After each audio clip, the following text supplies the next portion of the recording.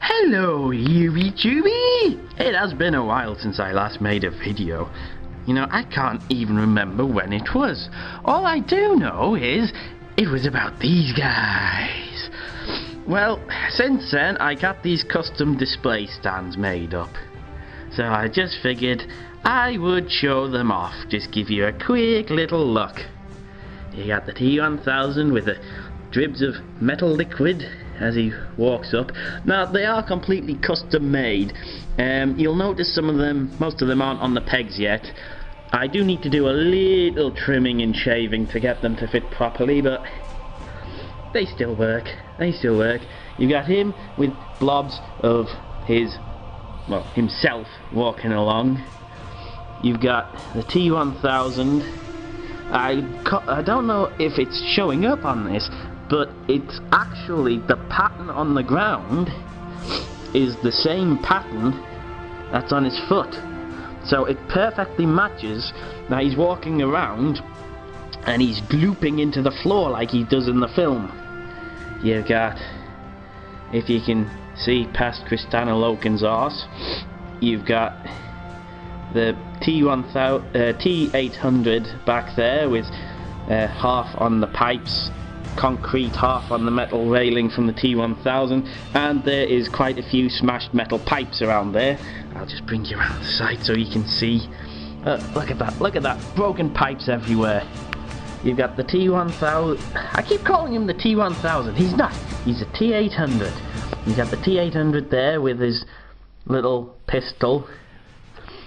I've still never put this guy with the Uzi. The pistol is such a nice looking pistol with the targeting scope, and it's just so nice and iconic. I've only ever had him with the pistol, but he's there with, it's like the Tech Noir nightclub floor. It's got like a little grill pattern at the front here. It's like the dance floor, and proper felt carpeting at the back there. It's very nice, very nicely done. And then you've got the T800 from the police shootout standing in the police car park. But my favourite is quite clearly this one here. A ruined street from the future, complete with a skull for the endoskeleton. Oh, that is such a beautiful looking stand. It really is. It really is. And then you've got the TX there. She did come with her own stand. She doesn't seem to want to stand on it. I actually broke one of the pegs off trying to get her on. She isn't NECA, she's McFarlane, the only one. And also the only McFarlane figure I'm getting. Because, you know, she's a TX, she's a Terminator. Well worth getting. Oh yes. Anyway, there's my NECA Terminator figures. But now we are going to go somewhere proper, and I am going to talk about this guy who is in his Robocop 2 pose when he starts reciting poetry and going crazy, and I wish I knew why I put him in that pose.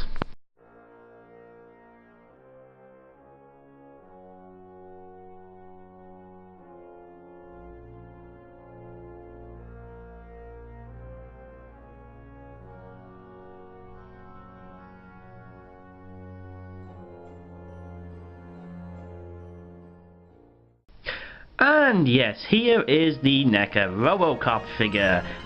No longer in his crazy, what is so beautiful about a flower that has not blossomed pose, but in your bog standard, I'm just going to stand here and patrol the streets pose.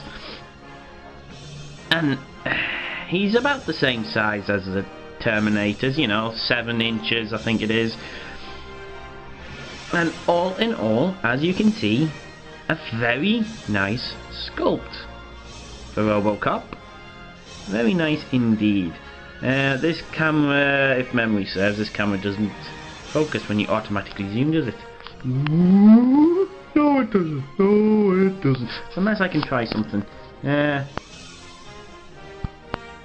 that's just gonna make it stop. Well, I'll show you some some close-ups of the fantastic detailing on this guy in a bit. But basically, you look at him, and this is Robocop. It's not Robocable. It's not Robocop 2. It is Robocop. The one, the original. And although it's only a mouth and cheeks, that does look pretty much like the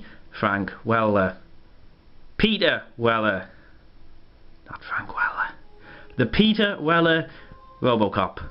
The guy from the first one. The best Robocop.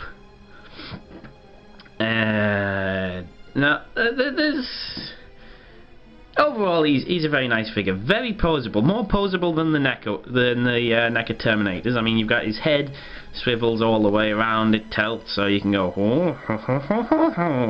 You know, the arms come out that far.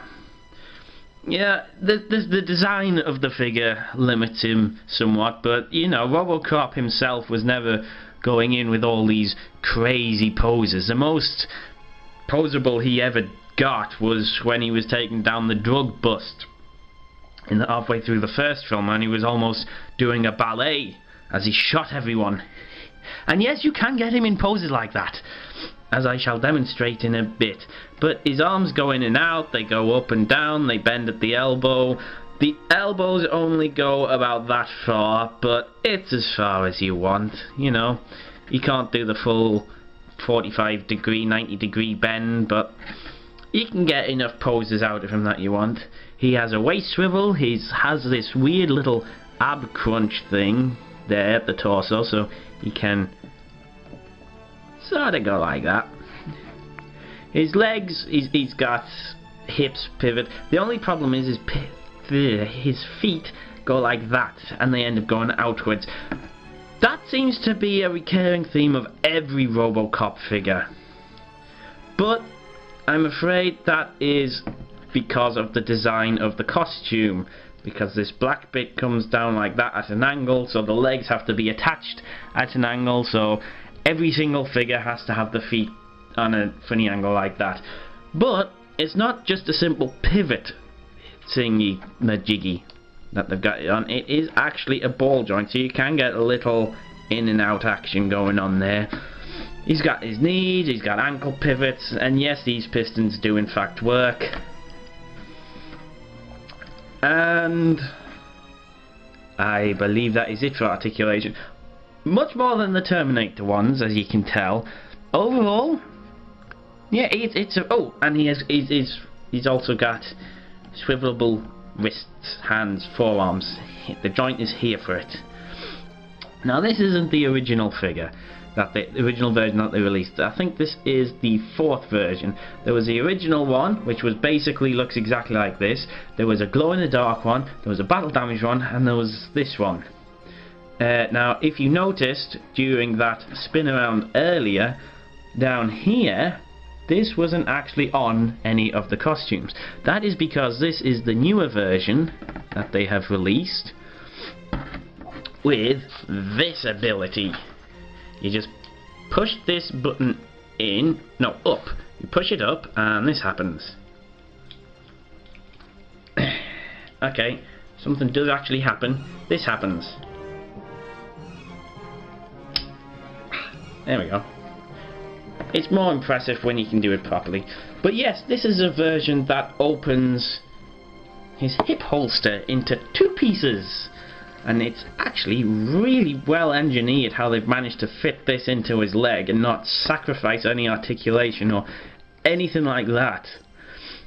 You can see in there, his gun is holstered. He comes with it in the packet. He comes with his holster open and the gun is in there. So although you can't see it, it is in there, but it's well worth looking just to make sure. And then he ends up with a little hole in his leg. That's okay, that's on the back. No one sees that. Now this gun can be a little tricky to get in and out if you don't know what you're doing. You have to kind of line the end up down there and slide it in and then sort of finagle it a bit. I know someone uses the word finagle, but I forget who it is. But you finagle it a little bit, and then there's a little stick there that you just push through the holster grip, trigger guard, that was it. You push that through the trigger guard, and then it holds in there quite nicely. And then to close it up again, you simply push on this front bit. This front bit, you just push it in like that, and he closes up. And yeah, you can't actually tell anything is opening there, because he's got the same seam on this side. Other than that tiny little button, which, to be honest, I thought was going to be a bit obtrusive, but it really isn't when you see it in person. It really isn't. And like all the other Robocop figures that they released, he does have one other accessory, which is this. You can just pop this thing off. It's just like a little mushroom clip thingy. You just pop that off, shove that on. I'm not going to do it because it's annoying.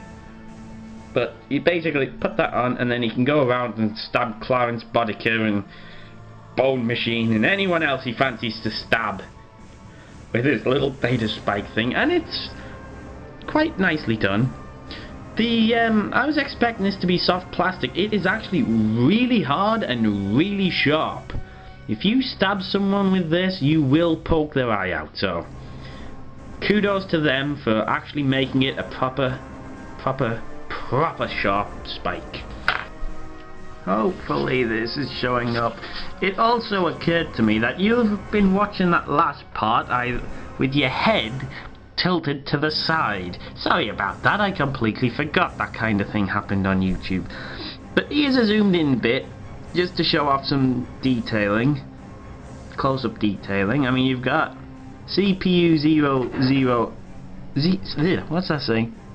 OCP Police 001. On both sides of his helmet, engraved in, as you do, because he does actually have that in the film. He was Unit 001. It was 10 years before we got to see Unit 002. Something's making a funny noise. I don't know what it is. But we can pan down and see all of this other great sculpting in this figure. Absolute. He has a waist articulation as well. I forget if I mentioned that before, but he has a nice waist articulation as well, so he can get all sorts of crazy poses. Just showing off some of the detailing. His legs seem to be a little more sparse, but that's because the costume was sparse on the detailing. Yes, he even has his little his big toe is separate. No toe articulation, but it does have the gap in. It's not just one big giant piece, which is always nice when they do things like that. You can't really get a hiss off a T, can you? Now, his hand here, it's sort of a weird splayed open, weird half choking, half grabbing, half I need to stretch my finger pose. It's a little funky when it's just standing there, but let me show you in a minute. I will show you why it is like that, because it actually works out really well. And there is his magnificent gun that he is holding, and like all NECA figures, his trigger finger does go through the trigger, so he does hold it and wield it properly. And there is a red light glare from my camera. Sorry, something was making funny noises again. Yeah, no, that's not the Cylon beam, that is just the reflective light, because the black certainly is a bit of a shiny reflective paint scheme, whereas the silver parts are a lot duller. They still have a bit of a sheen to them, they still reflect off light, but they are not as shiny as the black, which gives a very good contrast to the figure overall. And there is a zoomed up image of his face. No, he is not smirking, he is very grim and very angry. Now, in terms of the paint, it is absolutely fantastic. There is, on the chin there is some very minor paint bleed from the face into the chin guard. Very minor done though. I did see the original non-holster opening version of Robocop in Forbidden Planet, and that had some abysmal painting around the chin. But this one I saw in Forbidden Planet a while ago, and he was actually, this was the best of the bunch. It seems the paintwork in the specific crevices and certain areas of the Robocop figures, they seem to have trouble getting in there properly. So if you have a choice, it's well worth going through all of them and seeing which one has the best paint scheme. And then you can see on the shoulders there, he's got a bit of painting, a bit of bleeding there. But if you have his arms extended outwards in some crazy pose, then you can't really tell from a distance. I mean, when they're like this, you can't see it. So, you know, it's there, but it's not noticeable unless you're looking really close in. Still something worth noting about though. And like I said, the funny hand pose for his left arm now makes perfect sense, because as you can see, he is aiming off to his right to shoot people, and yes, he has twizzled his waist. Aiming off to the right to shoot people with his magnificent gun, and his arm is extended out to the side and slightly behind him as a sort of balancing act, which is what he always did when he was going into heavy shooting in the films. Or at least the original Robocop always used to do that. It was a sort of, I don't know, it was like he was counterbalancing the weight of his gun with his other hand. But you know, this is one of the iconic Robocop poses, and I'm really glad they've got his hand sculpted the way it is, because if it was just a closed fist, if this over here was just a closed fist, then it would look absolutely stupid getting him in poses like this. It wouldn't be Robocop at all.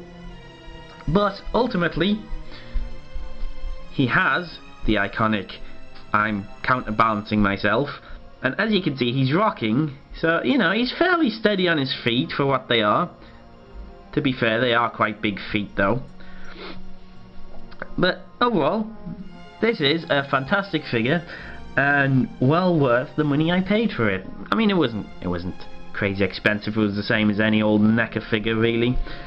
But ultimately, if you're a fan of Robocop, then it's well worth either this version or the original one of these figures. If you have them, if you already have the non-holster opening version, then unless you really want to display him with his leg open, and yeah, I admit sometimes I do that, but if you really want to display him with his leg open, yeah, go for it.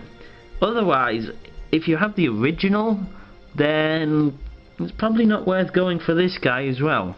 However, if you don't have the original, and I believe it is quite difficult to get these days, this is a very worthwhile piece to get for all Robocop fans. And with that, I have no idea when I will make my next video, so I hope you all enjoyed this one.